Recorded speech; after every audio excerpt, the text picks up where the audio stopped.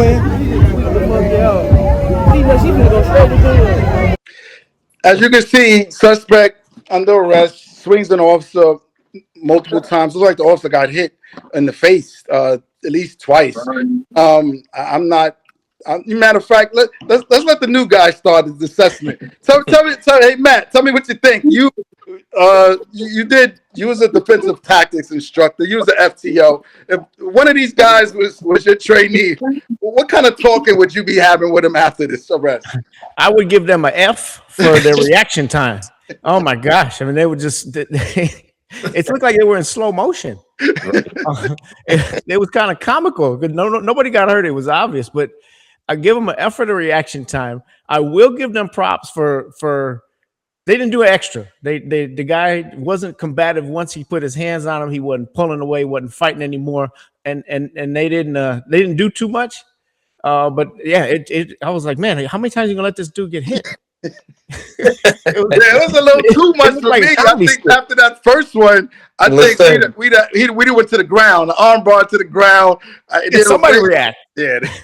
Yeah, I gotta agree with you, man. I gotta agree with you, partner. Immediately, I'm a hands-on type of guy. That's a training I got from the moment something like that happened. Is hands-on, but I gotta give the officer some credit. Once they had him in restraints, they didn't tune him up. You know, sometimes they get upset. Oh, you hit me a couple of times. We'll go ahead and tune you up right now. We know what that means, but he didn't do that. But again, that's why we tell everybody it's so important to get training, situation awareness. You got to look at body movements. You got to look at stance. You got to look at all that. He could have moved throughout the way when the punches were coming. But I think he handled it well. You know, after taking a couple of hits, he didn't go crazy after that. But again, as our partner said, he needs a reaction time. You got to be head on a swivel. You got to be watching everything. You got to watch those hands. The hands out of everything. So he could have did a better job. But, you know, after the rest,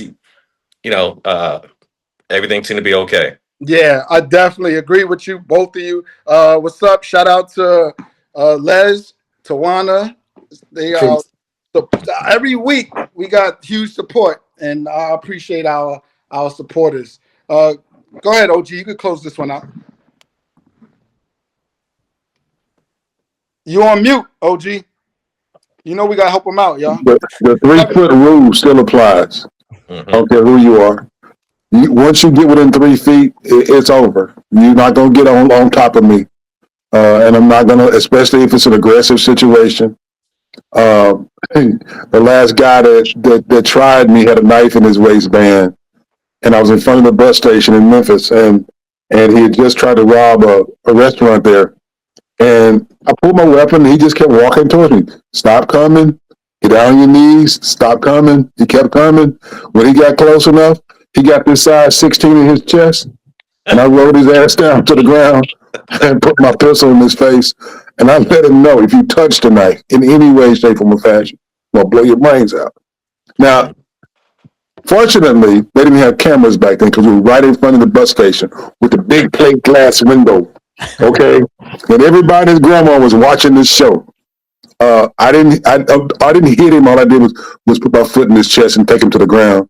But the point is that we have to be cautious. And I'd use the 3-foot rule as an example. You shouldn't let anybody get that close to you, because once they get close to you, there's no telling what they might do or try to do. And you know, I'm old school. When I was a cop back in the day, we carried revolvers. And that revolver was high on the waist, right up under your elbow, where you could lock it down if you had to. And obviously, it had to be strapped in. We didn't have the open rock forward leather that you had to breathe a rocket forward to get it out. There was no keeper except for that snap. This situation, I'm gonna say this, and I don't mean no harm. One lick would have been enough, and I can't tell you what I would have done because it's all reactionary, Shane. You know what I'm talking about, right?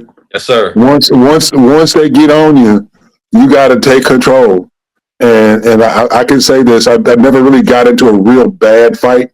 Punched a couple of guys, hurt my hand. That's when I stopped punching them. But this guy and his fellow officers, that's not the way you respond. No. You know, even though he was cooperative, he should have been cooperative prone. Okay, prone. and make sure he know that when you meet this asphalt, it's not gonna feel good. Because unfortunately, especially in neighborhoods, folk got to know what kind of person you are. It's just like when you grow up in the projects, man. If they know what kind of person you are, they know when to challenge you, when not to challenge you. And there were folks who ruled that place when I grew up. So I just hate to see something like that happen. I'm gonna give them props for not overreacting, because normally once you cuff them, that's when folks start doing stupid stuff. But when the cuffs aren't on and you come at us like that, it's a swarm, man. It's a swarm, and it's on and popping. But restraint is always the best thing, best response, because that was not a good situation at all. Yeah, definitely. Hey, Shane, let me ask you something. Yeah. You think if we had cameras back in OG's time, we'd be talking about some of his incidents and we was on scene? Hey, all our in-service training. Look at Ted Golden. All of our training, man. Hey. 500 hours of in-service training just on Ted. It's called the intimidation factor. It's that mama from the choir stand look. Once you get that to him, and here the good part is this. I'm gonna say this, and I mean this wholeheartedly. The last 2 years on the job, I was on the whole track, fourth advance, 4 housing projects, 5,000 people, and they know you. They know what kind of person you are. They know what to do. And let me put it this way. They knew us so well, when something bad happened on the whole track, they called the police. Okay? And they were willing to testify. We had to take statements from them, because it's messing up their business too, But at the same time, they want to be safe too.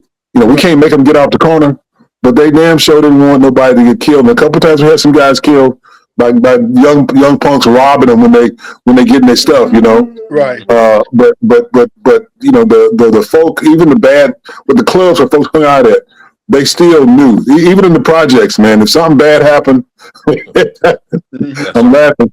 A white guy went in there and tried to do something one night, and he arrested this prostitute, and she took off running, and she ran under the clothesline.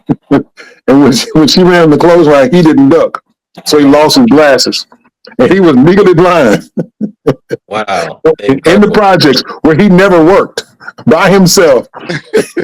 Wow. Incredible. And we got to give Matt a shout out, Joe. Someone on the chat said, "Oh, we love Matt. We glad Matt is here. We love him." Shout out to you, Matt. Love you right back. Hey, Shane, know where you at? Go ahead and read the next comment about OG. Someone said he most definitely overstepped it, and it's lucky there were no cameras back in the day.